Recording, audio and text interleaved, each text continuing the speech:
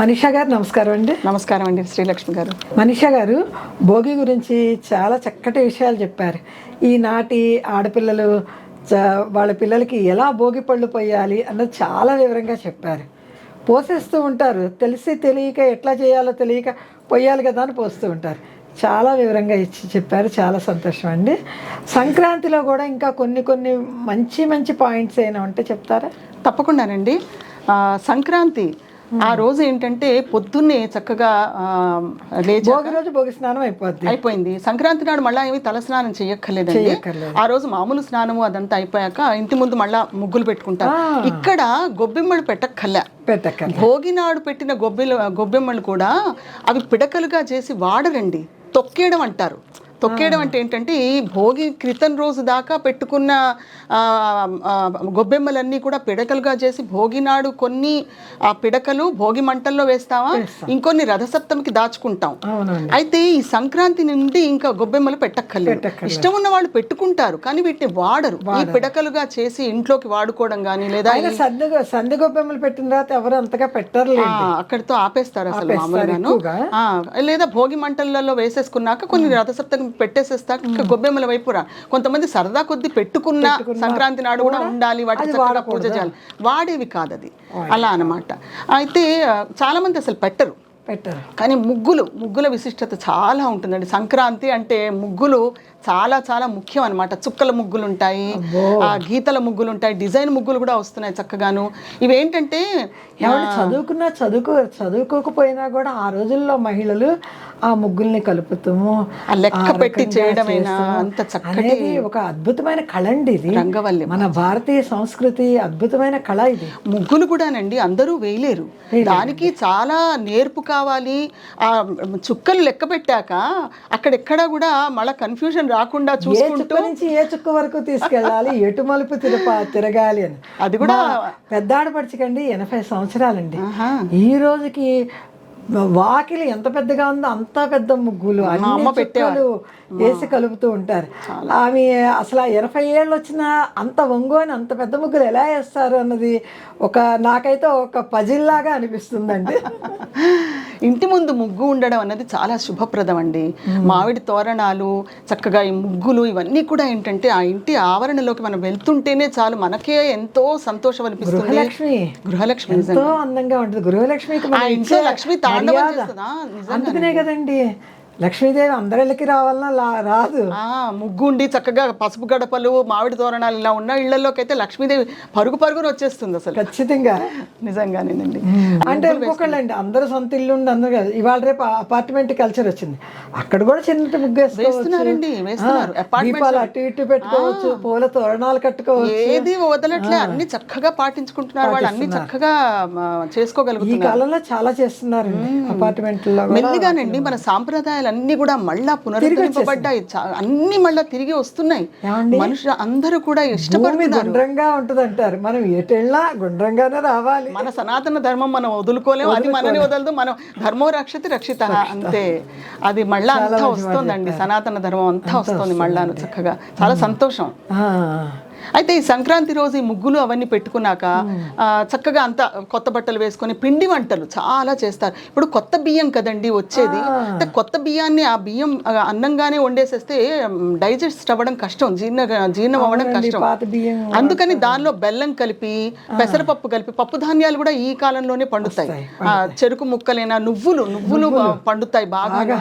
అందుకే ఆ నువ్వులు కలిపి బియ్యం పిండి, ఈ కొత్త బియ్యాన్ని బియ్యం పిండిగా చేసేసి ఎన్ని పిండి వంటలు చేయొచ్చు ఆ బియ్యంతోనూ బియ్య పిండితోనూ. ఆ రోజు ఏంటంటేనండి పిండి వంటలన్నీ చేసుకున్నా కూడా పొంగలి వండడం చాలా ముఖ్యం. అంటే పిండి వంటలు కొంచెం ముందు రోజుల్లోనే చేసేసుకుంటారు, అరిసెలని చేస్తారు కొంతమంది, లడ్డూలని, లేదా కొంతమంది నిలవ ఉండే భోగికి ముందే రెడీ చేసేసుకుంటారు. ఇప్పుడు అక్కడ ఆంధ్ర వైపు అటువైపు ఏమో జంతికలు, మురుకులు అలా చేస్తారు కదా, ఇక్కడ సకినాలు అంటారు కదా, ఇవి చేస్తారు. రిలేటెడ్ గానే ఉంటాయి మన సంస్కృతిలో, అటు ఇటు మార్పు రుచిలో కొంచెం తేడా. అరిసెలు కంపల్సరీ అరిసెలు అరిసెలకి నువ్వులు అద్దడం, నువ్వుల లడ్డూలు చేయడం, లడ్డూలు పంచుతారు కూడా కొందరు నువ్వుల లడ్డూలు. ఈ రోజులలోనండి నువ్వులు బెల్లం ఇవి పంచడం అనేది చాలా ముఖ్యం. కజ్జికాయలని చేస్తారు, లడ్డూలని ఎన్ని రకాల మనం చిన్నప్పుడు ఆస్వాదించామండి ఆ పండగ రుచులన్నీ. పండగల రోజు ఆ రోజు నెల ఉండే ఆ రోజు వంటలే చేస్తారు. పొంగలి లాంటివి, అన్న పరమాన్నం ఇలాంటివన్నీ ఆ రోజు అన్నమాట. పులిహోర, గారెలు. మరి మన బొమ్మల కొలువు పెట్టాం కదా, నైవేద్యాలు రకరకాలు పెడుతూ పెట్టాలి కదా బొమ్మలకి. ఇంటికి వచ్చిన అతిథులకు కూడా పెట్టాలి కదా, కూడా పెట్టాలి కదా. పులగం కూడా బాగా పెట్టేవాళ్ళం అండి. బొమ్మలకి పెసరపప్పును బియ్యం వేసి పులగం చేసేసి ఇంత నెయ్యి వేసి ఇంత బెల్లం ముక్క పెట్టి అది కూడా పెట్టేవాళ్ళం. అయితేనండి చక్కగా చేసుకున్నాం. పొంగలి చక్కగా వండుతారండి కొన్ని ప్రాంతాలలో. కట్టెల పొయ్యిలాగా పెట్టేసి కొత్త కుండ పైన పెట్టేసి అన్నమాట. దానికి కూడా చక్కగా పసుపు రాసి దానికి కుంకుమ బొట్లు అవన్నీ పెట్టి దానిలో ఈ పాలు, కొత్త బియ్యం, పెసరపప్పు, బెల్లం ఇవన్నీ కలిపి పొంగలి వండుతారు. అది పొంగాలి. అది పొంగితేనండి మన ఇంట్లో కూడా సిరులు అలా పొంగినట్లుగా భావన అనమాట. అలా అవుతుంది అని చెప్పి నమ్మకం అనమాట. చక్కగా అది పొంగించి దాన్ని శుభ్రంగా కలిపి తీపి పొంగలి అంటే మన చక్ర పొంగలి అంటాం కదా, అలా చక్కగా చేస్తారు. పొంగలి చేసి నైవేద్యం పెట్టి దేవతలకి పూజలు అవన్నీ అయ్యాక అందరూ ప్రసాదం తింటారనమాట. ఇది చాలా ముఖ్యంగా చేస్తారు. ఆ రోజు పొంగలి వండడం అనేది చాలా ముఖ్యమైన విషయం, వంట అనమాట. అది మటుకు చెయ్యాలి వంటకం. తర్వాత ఏంటంటే ఆ బొమ్మల కొలువు అది కొంతమంది ముందు రోజు వచ్చినా కూడా ఈ రోజు మళ్ళీ వస్తారు, కొంతమంది వేరే వాళ్ళు అలాగా అంటే అంతమందిని ఒక్కరోజు మనం ఆహ్వానించలేము, చూడలేము, వాళ్ళు వస్తారు కదా. ఈ రోజు కూడా బొమ్మల హడావిడి అది ఉంటుంది. సరే అంత చక్కగా పేరెంటం అది అయ్యాక అందరూ కలుసుకొని మంచిగా. ఇది ఏంటంటేనండి ఇంకొకటి ఈ రోజులలో మొదలవుతుంది, అది కూడా మీకు చెప్పాలి. సామూహిక భోజనం అండి.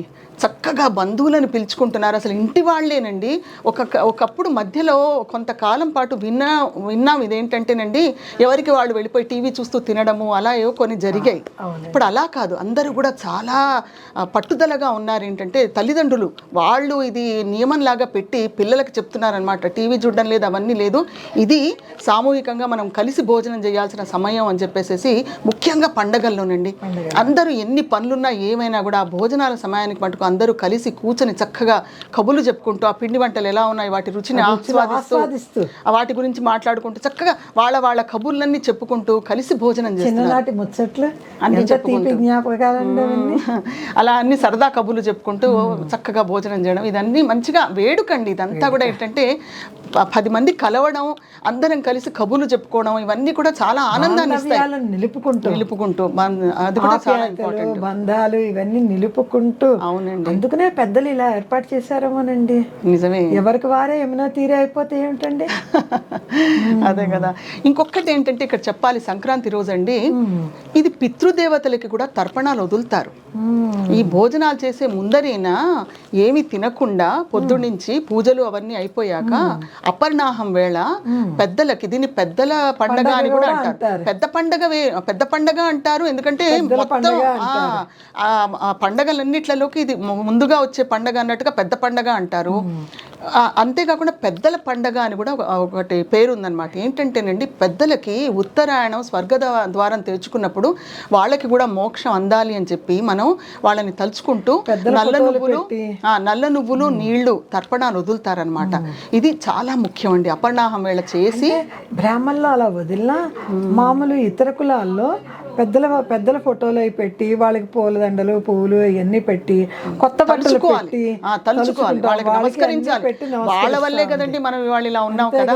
వాళ్ళ ఆశీర్వాదమే ముఖ్యంగా కావాలండి. ఆ రోజు వాళ్ళని తలుచుకోవాలండి సంక్రాంతి నాడు. ఎందుకంటే సరిగ్గా మొత్తం ఇది దక్షిణాయనం అంతా అయిపోయి ఉత్తరాయణం మొదలవుతున్న సమయం, స్వర్గద్వారాలు తెరుచుకున్న సమయం. పితృదేవతలను ఒక్కసారి తలుచుకుని వాళ్ళకి నమస్కరిస్తే వాళ్ళు చాలా తృప్తి చెందుతారు. ఇవాళ రోజున ఖచ్చితంగా వాళ్ళు దిగుతారు, వాళ్ళు వస్తారు భూమి మీదకి అని చెప్పి నమ్మకం అనమాట. ఇదొకటి కూడా చెయ్యాలి. సంక్రాంతి రోజు సూర్యుడిని ఆరాధిస్తారు కదండి. అవునండి, మకర రాశిలోకి ప్రవేశించాడు కదా సూర్యుడు. ఇక్కడ సూర్యుడు ఈ పండగ అంతా కూడా సూర్యుడిని ఆరాధించడం మీద కూడా ఆధారపడి ఉంటుందండి.